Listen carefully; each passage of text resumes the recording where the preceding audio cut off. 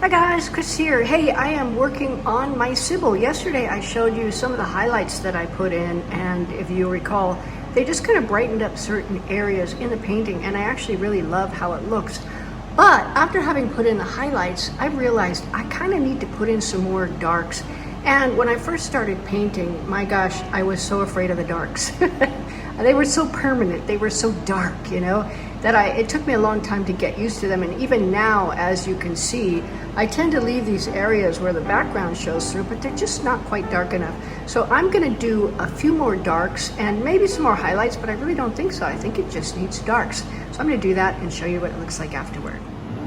Okay guys, so I just did that. I just put in a bunch of darks here. You can see that there's darks like right in the folds of the fabric to really accentuate how deep it goes and really make it darker. Like here I put in some darks, over here I put in some darks. It really needed more darks in that area there. Around here I put in some more shading. It really needed shading. You needed to see the shadow of the cape coming down and a little darker here.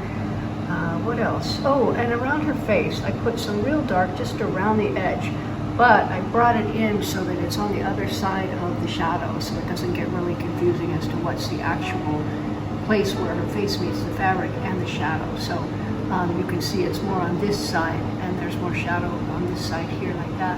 So I did a lot of that and just filling in. Now I did some more on the eyes. I like the eyes to look like glass balls, marbles really. And I think they kind of do here. Sorry about my shaky hand, I'm just holding it straight up.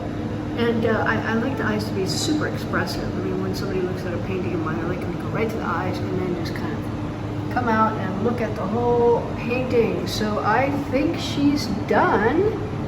You have to stop yourself from tweaking at some point and just say, look, we're done. Oh, I wanted to show you this part too. This is pretty cool.